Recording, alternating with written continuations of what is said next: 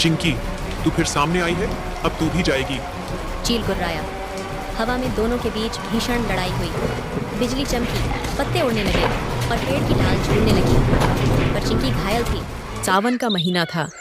करदों का जंगल हरेपन से भर गया था, लेकिन उस दिन आसमान अजीब सा लग रहा था। बादल बेहद गहरे और भारी थे, जैसे आसमान का गुस्सा फटने वाला हो। चिंकी चिड़िया ने जल्दी से बच्चों को खाना खिलाया और कहा, मैं जल्दी ही लौटूंगी बच्चों, तुम तीनों घोंसले से बाहर मत निकलना। माँ, क्या आज तूफान आएगा? नन्हू ने डरते हुए पूछा। नन्हू, तू बड़ा है, जब तक मैं लौटूं सबका ख्याल रखना। चिंकी उड़ गई, लेकिन उसे कुछ अजीब सा महसूस हुआ, जैसे आज कुछ बुरा होने वाला है। थोड़ी ही देर में बारिश शुरू हो गई, बिजली कड़कने लगी। तीनों बच्चे, नन्हू, मिनी और बाबू, सहमे हुए घोंसले के अंदर बैठे थे।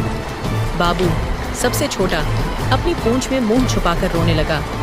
मिनी बोली, भैया, माँ कब आएंगी? नन्हू, हमारा काम है इंतजार करना और सुरक्षित रहना। बिजली की एक चमक ने पूरी डाल को हिला दिया। घोंसले की दीवारें कांप उठीं। उसी समय दूर आकाश में बड़का चील अपने गीले पंखों को झटकता हुआ उड़ रहा था।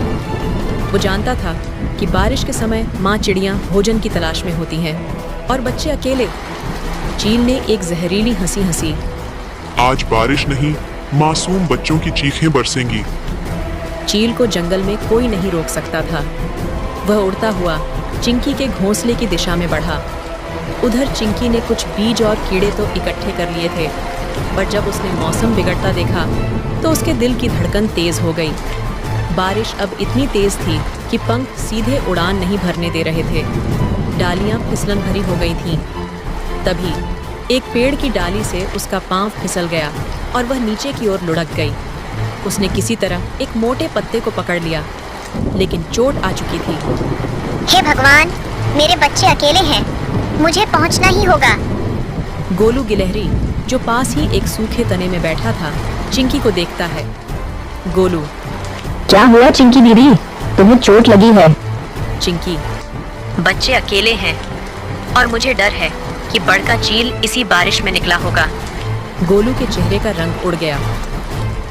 अभी कुछ देर पहले ही टिल्लू तोते ने बताया, चील को जंगल में उड़ते देखा गया है। वो शायद तुम्हारे घोंसले की तरफ ही गया है। चिंकी की आंखों में डर उतर आया।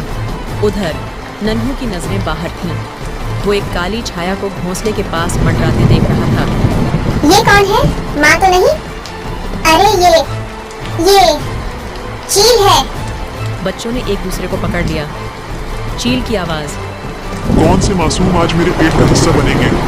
बाबू रोने लगा। मिनी कांपने लगी, पर नन्हू ने हिम्मत दिखाई। उसने घोंसले के सूखे तिनकों को इकट्ठा कर दरवाजा बंद कर दिया। ठीक उसी समय चिंकी चिड़िया तेजी से उड़ती हुई पहुंची। उसने देखा कि चील घोंसले की दीवारें नोच रहा है। हट जा वहाँ से, बढ़ के, ये मेरे बच्चे हैं। चिंकी, तू फिर सामने आई है, अब तू भी जाएगी। चील गुर्राया। हवा में दोनों के बीच भीषण लड़ाई हुई। बिजली चमकी, पत्ते उड़ने लगे और पेड़ की ढाल झूलने लगी, पर चिंकी घायल थी। उसकी एक पंखी टूटी थी। तभी गोलू और टिल्लू भी आ गए। गोलू, तू अकेली नहीं है चिंकी दीदी। टिल्लू, हम सब मिलकर चील को सबक सिखाएंगे। गोलू ने चील की आंख पर पत्ते का गुच्छा मारा। टिल्लू ने हवा में तेज झपट्टा मारा। चील अब घबरा गया। आज बच गए, लेकिन अगली बार नहीं, कहकर वो अंधेरे में उड़ गया। चिंकी घोंसले में लौटी। बच्चे लिपट गए। माँ, आप वापस आ गईं। हम डर गए थे, लेकिन भैया नन्हू ने हमें बचाया। चिंकी की आंखों में आंसू थे, पर आज उसका डर, उसकी ममता और उसके बच्चों की हिम्मत ने एक नया इतिहास बना दिया। अंत। एक नई सुबह, अगली सुबह जंगल में इंद्रधनुष निकला। बारिश थम चुकी थी।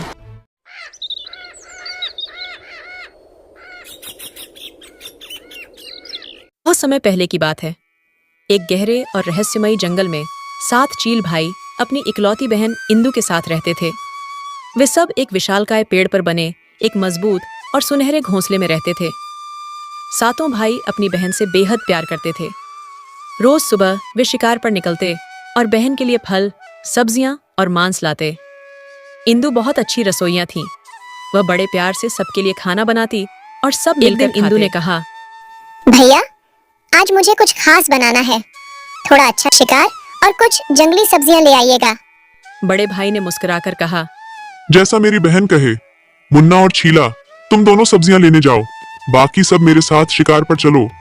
दोनों छोटे भाई सब्जियों की तलाश में चले गए और बाकी भाई हिरण के शिकार के लिए उड़ गए। शिकार करते समय एक अनहोनी हो गई। एक चील के पंख में शिकारी का चाकू लग गया। खून बहने लगा। इंदु ने जब मांस पकाने की तैयारी की तब गलती से वह खून हिरण के मांस में मिल गया। खाना पक चुका था, सबने खाया, लेकिन उस रात सबके सपनों में अजीब डरावनी परछाइयां आने लगीं। अगले दिन सबसे छोटा भाई मुन्ना बोला, भैया, मैंने रात को देखा कि हमारे घोंसले के नीचे कोई रो रहा था। कोई स्त्री, सफेद कपड़े में, बाल खुले हुए थे। बड़ा भाई गुस्से में बोला, ये सब भ्रम है। जंगल में हर रात अजीब आवाजें आती हैं, डरने की जरूरत नहीं। लेकिन अगली रात वही भाई जो घायल हुआ था अचानक गायब हो गया। सबने उसे जंगल के कोने कोने में ढूंढा, लेकिन सिर्फ उसके खून के निशान मिले। इंदु बहुत डर गई। फिर उसने एक दिन चुपके से उसी जगह जाकर देखा जहां चील गायब हुआ था। वहां एक पुरानी समाधि थी और उस पर लिखा था, जो भी इस जंगल में खून का भक्षण करेगा वो शापित हो जाएगा। इंदु समझ गई, उस दिन जो खून गलती से खाने में मिला था वही इस अभिशाप की शुरुआत थी। अब हर रात एक एक कर भाई गायब होने लगे। अंत में इंदु अकेली रह गई। उसने शाप तोड़ने के लिए समाधि पर जाकर माफी मांगी, उपवास रखा और जंगल की देवी को प्रसन्न करने के लिए बलिदान दिया।